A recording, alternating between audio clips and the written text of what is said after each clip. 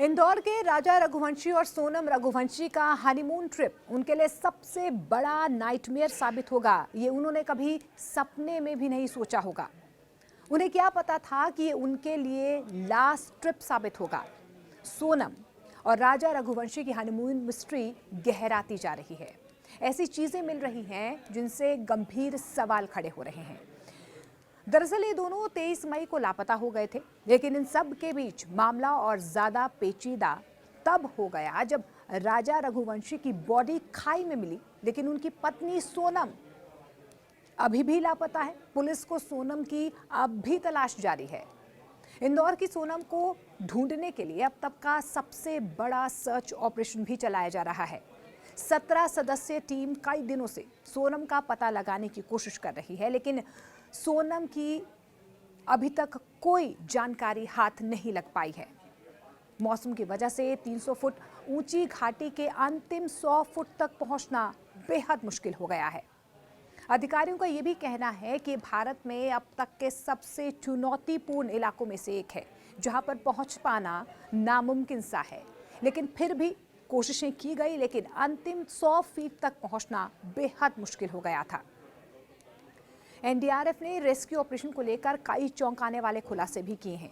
राजा रघुवंशी का शव जहां पर खासी हिल्स क्षेत्र की 300 फीट गहरी खाई में मिला, वहां पर रैपलिंग उपकरण तैनात किए गए, लेकिन खराब मौसम, खतरनाक टेरेन, फिसलन की वजह से ऑपरेशन को निलंबित यहां पर करना पड़ा। लेकिन उससे पहले कर्मियों को लगभग 200 मीटर तक घाटी में उतरना पड़ा।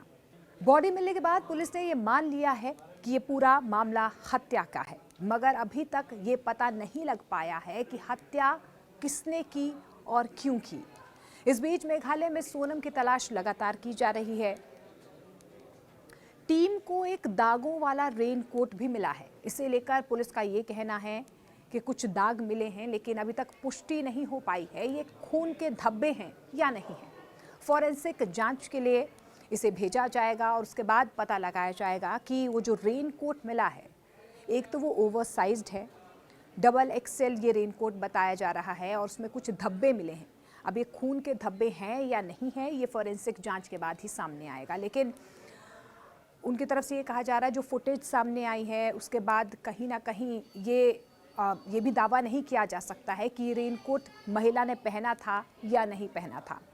अब जो एक्टिवा दोनों लेकर गए थे, वो एक्टिवा भी कहीं ना कहीं 27 किलोमीटर दूर मिली है।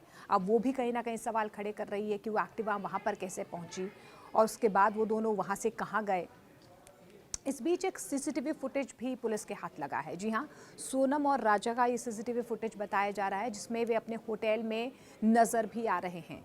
अब इस सीसीटीवी फुटेज से भी कई सवाल खड़े हो रहे हैं कि उन्होंने होटल कब छोड़ा, कैसे छोड़ा, किन परिस्थितियों में छोड़ा, उसके बाद वो कैसे गए, उस टेरेन तक कैसे पहुँचे, और जो शव 300 फीट गहरी खाई में मिला है राजा का, वो वहाँ पर कैसे पहुँचा है। अब हत्या हुई है, लेकिन हत्या किसने की है, ये सबसे बड़ा सवाल बना हुआ है। इसके अलावा सोनम और राजा की मां के बीच जो बातचीत हुई है, उसका एक ऑडियो भी काफ़ी वायरल हो रहा है। सोनम ने बताया था कि वो कितनी ऊंचाई पर एक अकेले टेरेन में जा रहे हैं, टेरेन कितना खतरनाक है, भयावह है, ये तमाम बातें जो है उस ऑडियो में भी सामने आ रही हैं।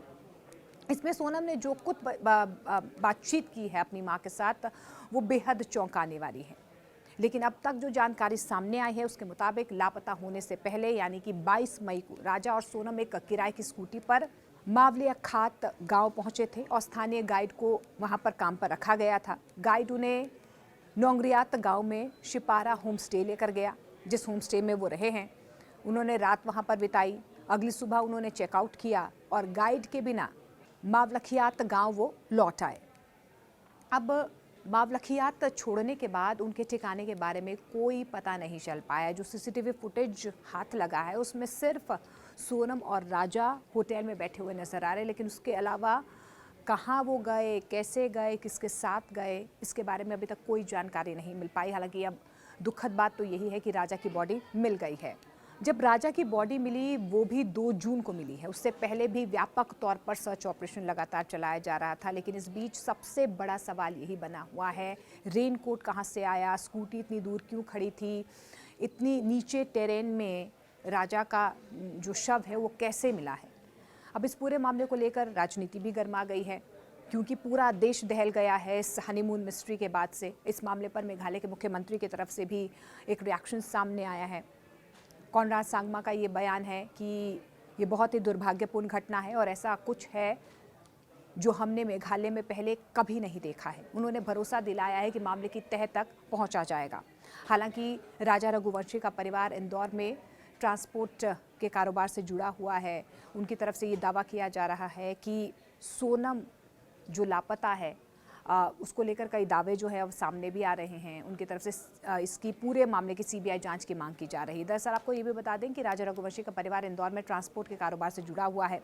राजा और सोनम की शादी 11 मई को हुई थी। 5 जून को सोनम अपने मायके जाने वाली थी, लेकिन उनका लगातार इंतज़ार जो है लंबा होता जा रहा है, क्योंकि सोनम वापस नहीं लौटी है और राजा की बॉडी जो है वो घर वापस लौटी है। राजा और सोनम दोनों के परिवारों ने मामले में अब सीबीआई जांच की मांग की है। दोनों परिवार चाहते हैं कि जल्दी से सब कुछ साफ हो जाए और उनके साथ इंसाफ हो। इस बीच सोनम के पिता, जी हाँ, सोनम के पिता ने बेटी के सकुशल लौटने की कामना करते हुए एक अनोखा कदम भी उठाया है। एक टोटका आजमाया गया है उनकी तरफ से। उन्होंने सोनम की उल्टी तस्वीर घर के बाहर लटका दी है। बताया जा रहा है कि परिवार ने एक कदम ज्योतिष की सलाह पर उठाया है। लेकिन इस बीच ये जो इंदौर कपल का हनीमून जो एक ट्रिप था, वो अपने आप में सबसे बड़ा सनसनीखेज मामला अब तक का बनता हुआ नजर आ रहा है।